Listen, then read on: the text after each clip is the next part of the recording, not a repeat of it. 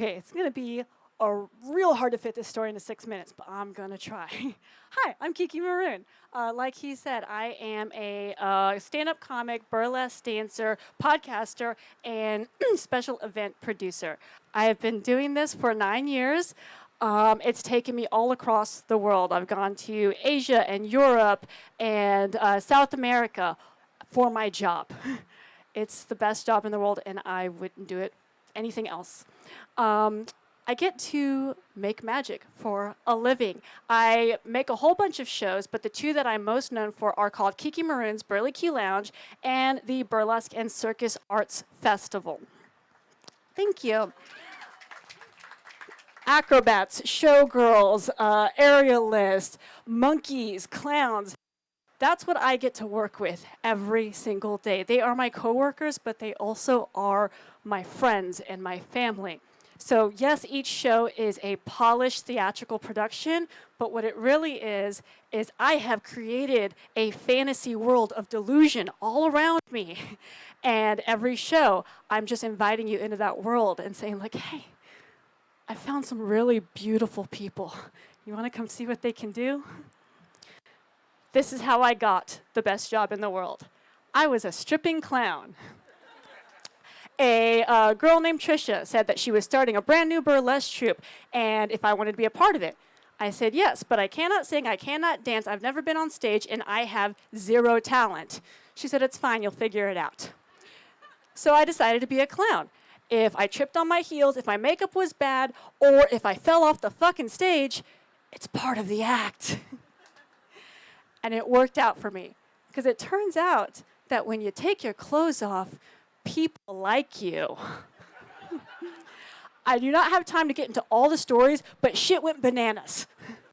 I was hired by bars every single night to bring them chaos, basically. Because stripping clowns don't come alone. They come with fire breathers and acrobats and freak shows. This is me getting spanked with a bungee and a cinder block.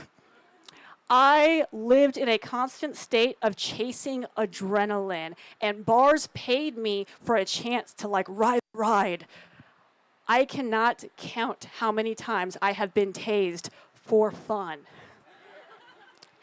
I was drinking a lot before this was going on, but once I became an artist, I was blackout, shit-faced drunk every single night because I just kept telling myself, it's part of my job. It makes me better. It makes me more likable, and it calms my nerves. But what was really happening is I was becoming numb to the fact that I had surrounded myself with people who were using me, professionally and personally, people who did not give a fuck what was happening to me. They did not care, even when a pretty traumatic thing happened. She's about to come up next. I was driving myself home off of Washington, and I ended up flipping a truck in a ditch. I went to jail. I spent a year on probation. I was not allowed to leave Houston, and I was not allowed to step foot in an establishment that served alcohol, which meant all of my gigs, everything I had built up, were gone. And those new friends that I had, they didn't give a shit about me anymore because I could not offer them something.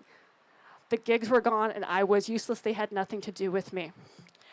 So I lost my friends, I lost my job, I lost my freedom, I lost my house, I lost my fiance, I lost everything that I had. I went into a deep depression, and I basically spent a year away from everybody.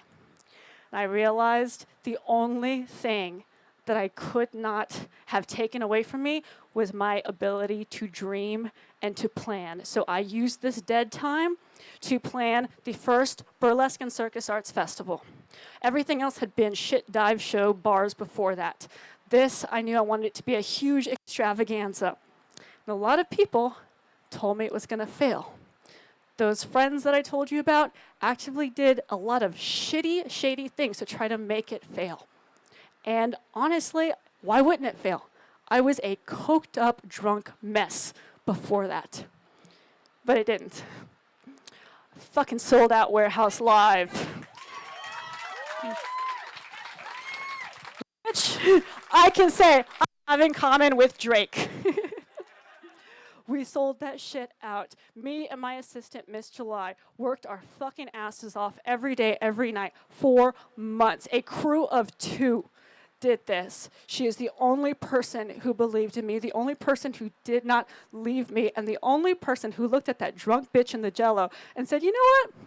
I think she's going to do something with her life. So I couldn't drink the month leading up to the festival. Not because I didn't want to, but because it was so much work. I just didn't have the time. I've been sober 4 years now. This, both taken backstage, both about to walk on stage at Warehouse Live. This disheveled mess is not at the end of the night tired. This is the show's about to start. That bottle's empty. I did not spill it.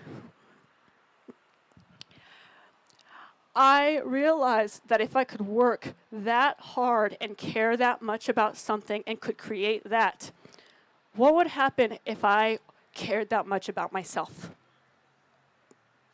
That changed everything.